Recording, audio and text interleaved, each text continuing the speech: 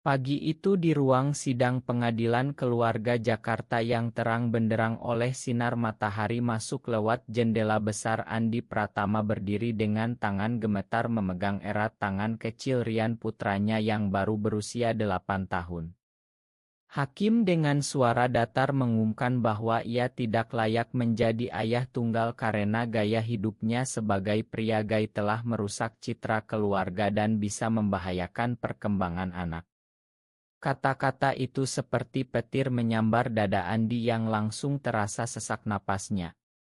Tapi siapa yang menyangka bahwa vonis itu justru akan menjadi titik balik di mana cinta seorang ayah membuktikan segalanya di hadapan dunia yang selama ini menolaknya. Andi menatap Sinta, mantan istrinya yang duduk di bangku seberang dengan wajah dingin. Mereka menikah 10 tahun lalu karena tekanan keluarga besar di kampung halaman Bogor. Andi pikir dengan menikah ia bisa menyembunyikan perasaannya yang selama ini ia pendam sejak remaja. Tapi rahasia itu perlahan retak ketika Sinta menemukan pesan-pesan lama di ponselnya. Perceraian berlangsung cepat dan getir. Kini Sinta mengklaim Rian lebih baik tinggal dengannya dan orang tua Andi sendiri mendukung hal itu. Kamu laki-laki tapi kamu suka laki-laki, Andi. Bagaimana Rian belajar jadi pria sejati, kata ibunya kemarin malam dengan suara penuh kecewaan. Andi tidak menjawab. Ia hanya memeluk Rian yang sedang tidur dan berjanji dalam hati bahwa ia tidak akan menyerah. Setelah sidang, Andi membawa Rian pulang ke apartemen kecil di kawasan Tebet. Ruangan itu sederhana tapi penuh oto-oto mereka berdua. Rian kecil bertanya polos, "Papa, kenapa orang-orang bilang Papa tidak boleh jadi ayahku?" Andi berlutut memegang bahu anaknya dan menjawab dengan suara lembut, "Karena Papa berbeda, nak. Tapi Papa mencintaimu lebih dari apapun di dunia ini. Kita akan buktikan bersama." Malam itu Andi duduk di balkon sendirian merokok sambil memandang lampu-lampu kota. Ingatannya melayang ke masa kuliah di Universitas Indonesia saat ia pertama kali jatuh cinta pada teman sekelasnya yang kini sudah menikah dan punya anak. Ia memilih diam demi keluarga. Tapi sekarang diam itu sudah tidak lagi cukup. Keesokan harinya di kantor pemasaran tempat Andi bekerja sebagai supervisor, rekan-rekannya mulai berbisik-bisik. Berita sidang sudah menyebar cepat di grup chat keluarga besar. Paman dari pihak ibu menelepon meminta Andi serahkan Rian demi nama baik keluarga. Andi menolak tegas. Ia tahu perjuangan ini baru saja dimulai. Di tengah kekacauan batin itu, Andi tidak tahu bahwa di sebuah kai dekat kantornya ada seseorang yang akan mengubah jalannya cerita. Rea Wijaya, pria berusia 33 tahun dengan senyum hangat dan mata yang penuh pengertian, sedang menyesap kopi sambil membaca buku. Mereka belum bertemu. Tapi takdir kadang bekerja dengan cara yang tak terduga. Andi berusaha menjalani hari-hari biasa seolah vonis pengadilan kemarin hanyalah mimpi buruk. Pagi-pagi ia menyiapkan sarapan untuk Rian, roti bakar dengan selai kacang awrit anaknya, lalu mengantar ke sekolah dasar negeri di dekat rumah. Di gerbang sekolah beberapa ibu-ibu lain menatapnya dengan pandangan aneh. Andi pura-pura tidak peduli tapi hatinya terasa seperti ditusuk. "Papa, jangan sedih ya," kata Rian sebelum berlari masuk kelas.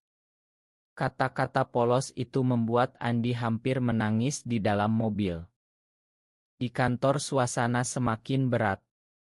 Bos memanggil Andi ke ruangan dan dengan hati-hati mengatakan bahwa ada keluhan dari klien besar yang mendengar rumor tentang gaya hidup Andi.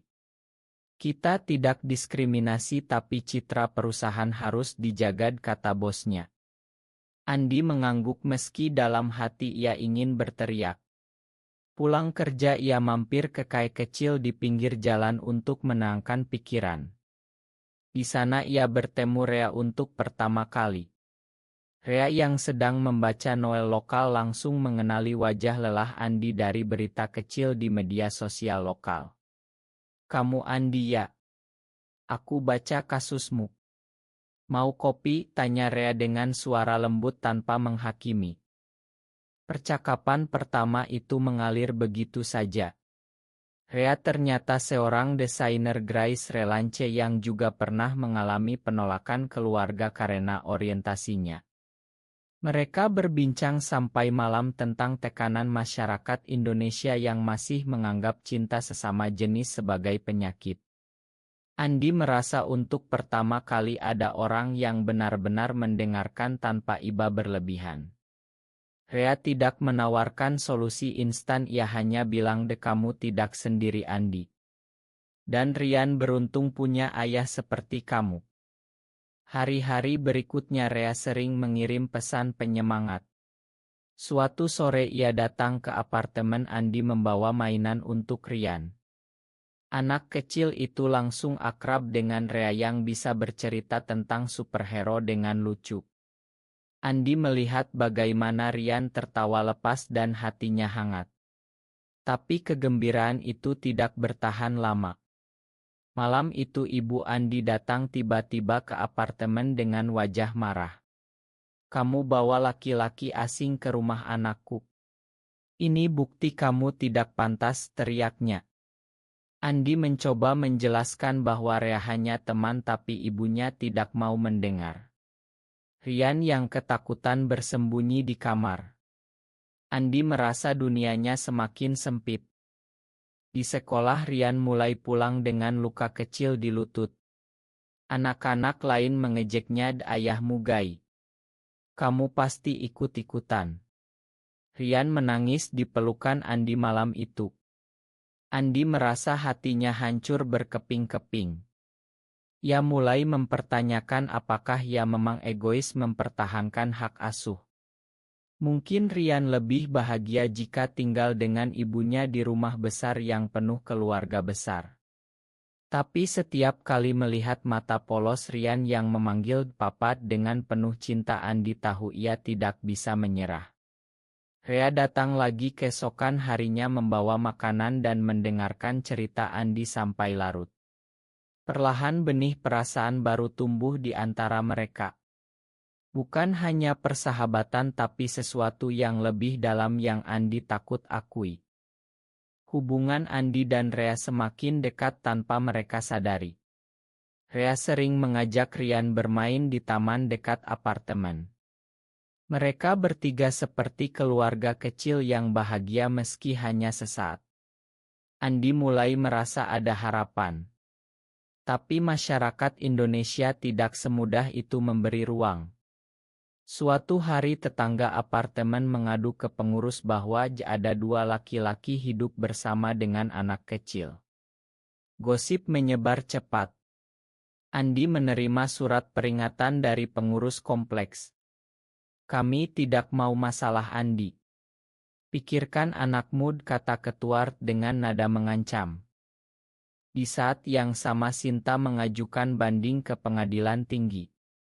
Ia membawa bukti oto-oto Rea masuk apartemen Andi.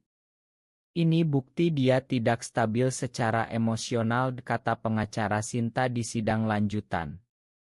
Andi duduk dengan Rea di belakangnya sebagai saksi. Rea memegang tangan Andi diam-diam di bawah meja memberi kekuatan. Tapi di luar sidang keluarga besar Andi berkumpul dan meminta ia kembali normal. Paman yang paling okal bahkan bilang, "Kamu bawa malu ke seluruh marga Pratama." Andi merasa seperti sedang berperang sendirian. Rian mulai menunjukkan perubahan. Ia lebih pendiam di sekolah dan sering bertanya, "Papa, kalau aku tinggal sama Mama apakah Papa akan sedih?" Andi tidak bisa berbohong. Ia memeluk anaknya erat dan menjawab, "Papa akan sedih sekali, Nak. Tapi Papa ingin kamu bahagia." Malam itu Andi menangis sendirian di kamar mandi. Rea menemukannya dan memeluknya dari belakang. "Kamu kuat Andi. Kita hadapi bersama," bisik Rea. Untuk pertama kali mereka berciuman. Bukan ciuman penuh nafsu tapi ciuman penuh pengertian dan cinta yang selama ini Andi rindukan. Tapi kebahagiaan itu langsung terganggu ketika Ibu Rea menelepon dan meminta Rea putus hubungan karena tidak mau anaknya terlibat skandal gay di Jakarta. Rea menolak permintaan ibunya. Ia pindah sementara ke apartemen Andi untuk membantu mengurus Rian. Mereka bertiga menciptakan rutinitas kecil yang indah. Rea mengajari Rian menggambar, Andi memasak makanan Aurip. Tapi kedamaian itu hancur ketika teman lama Andi yang dulu dekat di kampus mengkhianatinya. Teman itu memposting di media sosial tentang Andi yang gay dan mencoba merebut anaknya. Postingan itu viral di grup-grup orang tua sekolah. Rian pulang menangis karena diejek habis-habisan. Andi merasa dunia runtuh. Ia mulai memikirkan untuk menyerah demi melindungi Rian dari semua ini.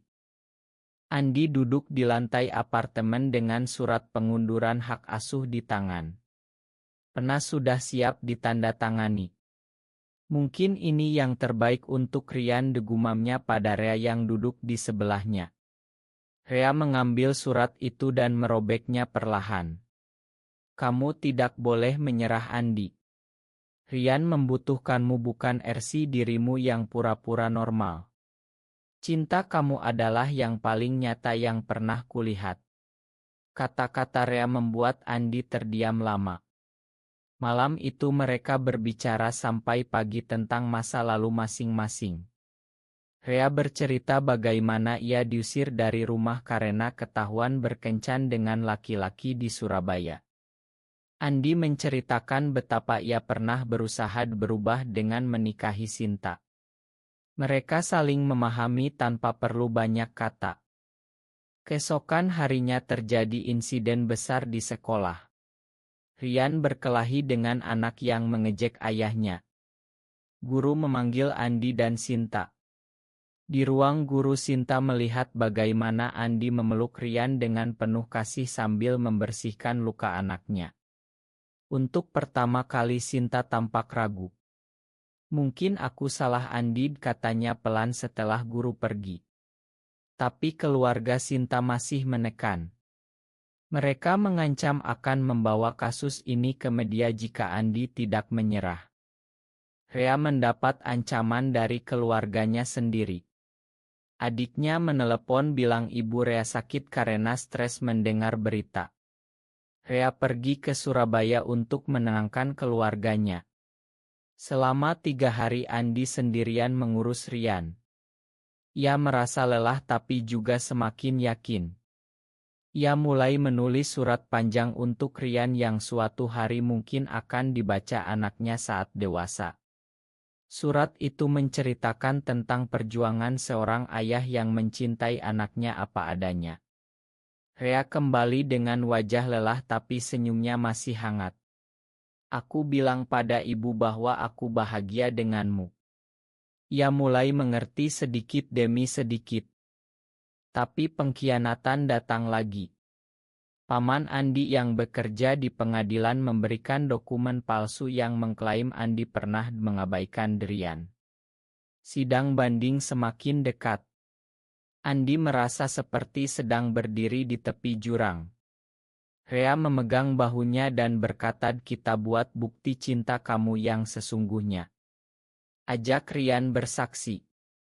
Biarkan anakmu sendiri yang bicara. Andi ragu. Ia takut Rian terluka lebih dalam. Tapi ia tahu tidak ada jalan lain. Persiapan sidang terakhir dimulai dengan hati yang lebih kuat. Ruang sidang pengadilan tinggi penuh sesak. Media lokal kecil hadir karena kasus ini mulai viral di kalangan aktivis hak asasi. Andi berdiri di depan hakim dengan kemeja batik terbaiknya. Rian duduk di bangku penonton bersama Rea yang memegang tangan anak itu erat. Sinta dan keluarga besar duduk di seberang. Hakim meminta Andi menyampaikan pembelaan terakhir. Andi berbicara dengan suara yang semula gemetar tapi semakin mantap. Ia ceritakan bagaimana ia bangun tengah malam saat Rian demam. Bagaimana ia belajar memasak menu sehat untuk anaknya. Bagaimana ia meninggalkan pekerjaan lama demi waktu lebih banyak bersama Rian. Saya Gai yang mulia. Tapi itu tidak membuat saya kurang cinta pada anak saya. Justru cinta ini yang membuat saya bertahan. Kemudian giliran Rian. Anak kecil itu naik ke kursi saksi dengan bantuan Rea. Dengan suara kecil tapi jelas Rian berkata, "Papa adalah ayah terbaik di dunia. Papa selalu ada saat aku takut. Papa mengajari aku bahwa mencintai orang itu boleh apa adanya. Aku mau tinggal sama Papa." Seluruh ruangan hening. Bahkan Sinta menunduk menahan air mata. Rea kemudian bersaksi sebagai saksi ahli.